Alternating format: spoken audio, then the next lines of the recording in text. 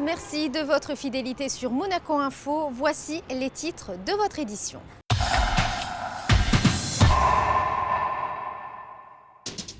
Nous commencerons ce journal avec un retour sur la soirée qui était consacrée aux traditions monégasques. Ensuite, nous nous rendrons à l'hôtel Métropole où la CDE s'était réunie pour évoquer le thème de l'Inde et ses nouvelles opportunités. Nous parlerons immortalité avec une nouvelle espèce de méduse au musée océanographique. Et nous terminerons avec une exposition dénommée Amazil de Sandra Biloé. Comme je vous le disais dans les titres, le Comité national des traditions monégasques fêtait ce mercredi soir son 90e anniversaire en présence du souverain et de nombreuses personnalités de la principauté. Au programme hommage en musique, scénettes ou encore poèmes en langue monégasque. Alexandra Pani vous en dit plus.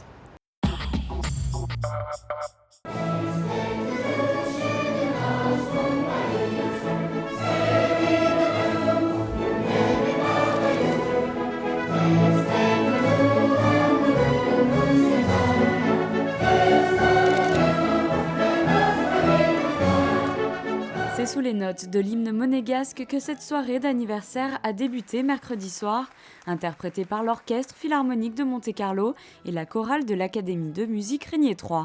Cette institution célébrait son 90e anniversaire et c'est un spectacle dynamique et plein d'humour que le Comité national des traditions monégasques a présenté devant une salle comble. Nous avons montré que bien que nonagénaires, nous sommes restés jeunes d'esprit. D'ailleurs, comme vous avez pu le remarquer ce soir, dans la tradition, il y a eu bien sûr du folklore, des très beaux poèmes, mais des petits clins d'yeux avec notre jeune monégasque Peggy Semeria, qui nous a fait tous ces petits flashs qui ont enchanté la soirée et tout le monde était ravi. O paese era cargo da oliveira, chorivo e citrunei e limonei. Se respirava volunta un'aria pura et parfuma. Près de 900 personnes étaient présentes à l'espace Léo Ferré. Le public composé de monégasques et de résidents semblait séduit par ce spectacle. L'histoire de la principauté leur a été contée à travers des hommages en musique, poèmes, mais aussi scénettes et petits films qui ont su déclencher de nombreux fous rires dans la salle. Formidable, vraiment très chouette, vraiment. Ça rappelle pas mal de souvenirs et vraiment formidable, vraiment. J'ai beaucoup aimé. Qu'est-ce qui vous a plu jusqu'à présent ? Tout parce que ça rappelle l'histoire de Monaco en réalité. Et j'ai beaucoup aimé cette dévote, alors là, chapeau, vraiment formidable. Au moins un peu d'humour, quoi. Ça change un peu, quoi. Très très bien et en plus je suis très fière puisqu'il y a eu un grand hommage rendu à mon arrière-grand-père Louis Notari. Je la trouve intéressante parce qu'il y a à la fois du sérieux, parce qu'il y a l'Orchestre Philharmonique, il y a les représentants des institutions monégasques. Et puis aussi, il y a ce regard un peu neuf qui est porté sur l'histoire. Et ça, je trouve que avoir un petit peu de fantaisie, avoir un petit peu d'humour pour présenter l'histoire, ça rend le passé et la tradition un peu plus accessible. Les plus jeunes ont également pris part à la soirée. L'apprentissage de la langue monégasque est un incontournable en principauté et renforce cette soif de connaissance de la culture de leur pays. Depuis toute petite, on nous inculque à l'école vraiment tout ce qui est l'histoire de Monaco. Le monégasque, on l'apprend depuis la 9e, donc c'est vraiment important. Ça me tenait vraiment à cœur de pouvoir participer à cet hommage, clairement, et de participer aux 90 ans du Comité national des traditions monégasques. C'est incroyable et j'espère pouvoir assister dans 10 ans aux 100 ans. C'est dans un final en rouge et blanc que s'est achevé ce 90e anniversaire. Le rendez-vous est donc pris en 2024 pour célébrer cette fois-ci le centenaire de cette célèbre institution monégasque.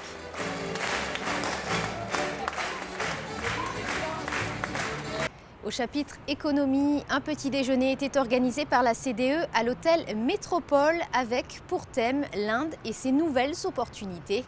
Cet événement s'est déroulé en présence de l'ambassadeur de Monaco en Inde et l'ambassadeur de l'Inde à Monaco. Un reportage de Fabien Bonilla. C'est la 3e fois que la Chambre de développement économique organise ce type de petit déjeuner, après la Pologne et l'Espagne. L'Inde était à l'honneur ce jeudi matin. La CDE organise déjà et régulièrement des ambassadeurs lunch. Ces petits déjeuners sont quelque peu différents. Nous avons bien sûr l'ambassadeur du pays concerné qui est présent, Mais nous avons aussi à chaque fois l'ambassadeur de Monaco dans le pays qui a été choisi, qui est présent. Et ce qui va permettre, au lieu d'avoir de longues questions-réponses, ça sera un peu plus court, mais par contre, l'ambassadeur personnellement ou son attaché commercial va faire du B2B avec les entreprises monégasques. Patrick Médecin, ambassadeur de Monaco en Inde, et Arun Kumar, ambassadeur de l'Inde à Monaco, ont présenté les opportunités de développement sur cette zone et les atouts économiques devant une cinquantaine d'entrepreneurs monégasques. Durant cette rencontre, nous allons bien sûr faire un focus sur les partenariats économiques possibles. Et je vais présenter à tous ces participants les nouvelles directions économiques de l'Inde et montrer quelles sont les nouvelles opportunités pour les entrepreneurs indiens et monégasques afin qu'ils puissent travailler ensemble. Les élections ont eu lieu en mai dernier. Un nouveau gouvernement a maintenant 5 ans devant lui. Il est en train de réformer le pays. De nouvelles lois viennent d'être votées. Beaucoup de projets aussi dans les prochains mois et une ouverture du pays. Je pense que c'est le moment pour des entrepreneurs et des dirigeants d'entreprises de Monaco de penser à l'Inde et à son grand marché qui est de plus d'1,2 milliard d'habitants. Même si tous n'ont pas le même pouvoir d'achat, c'est quand même un grand marché. Il y a plus d'une trentaine de villes qui ont quand même plus d'1 million d'habitants. C'est quand même pour vous dire qu'il y a à faire dans ce pays. À l'issue de cette présentation, des rendez-vous individuels ont été organisés entre les deux ambassadeurs et les entrepreneurs monégasques intéressés. Nous vous en parlions dans la précédente édition. Après des travaux d'embellissement de la façade du musée océanographique, je vous propose un voyage vers l'immortalité avec une espèce de méduse visible au musée océanographique.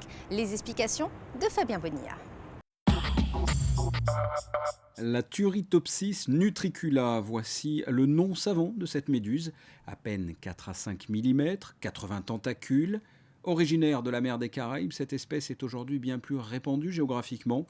La Turritopsis a été découverte en 1988, ce n'est qu'en 1996 que les scientifiques ont mesuré son incroyable potentiel. Cette méduse détient les clés de l'immortalité. Cette méduse est exceptionnelle puisque en fait, elle a une caractéristique que d'autres méduses n'ont pas habituellement, c'est qu'elle a la capacité de rajeunir en quelque sorte. C'est-à-dire que comme toutes les méduses, ou du moins beaucoup d'entre elles, elles ont un stade fixé qu'on appelle le stade polype, qui ensuite va donner une petite méduse en pleine eau.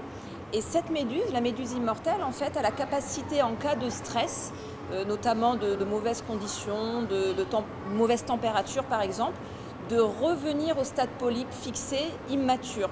Donc ça lui confère en quelque sorte le potentiel d'immortalité. En résumé, lorsqu'elle se sent en danger ou stressée, elle se transforme en bébé, redevient minuscule, pour par la suite grandir à nouveau et reprendre une taille adulte. Cette méduse immortelle est donc capable d'alterner les cycles de vieillissement et de rajeunissement, potentiellement à l'infini. C'est une première au musée océanographique. Les visiteurs peuvent désormais se retrouver à quelques centimètres de l'immortalité. Ouvrant un volet à présent artistique, jusqu'au 1er novembre, l'artiste Sandra Biloé expose ses dernières créations au Métropole Shopping Center. Ses peintures évoquent le thème du Brésil et plus précisément de l'Amazonie. Un reportage de Patricia Navarro. Elle vit dans la région depuis sa plus tendre enfance, mais elle n'a jamais oublié son pays natal. Sandra Biloé rend hommage au Brésil à travers la vingtaine d'œuvres présentées au Métropole Shopping Center.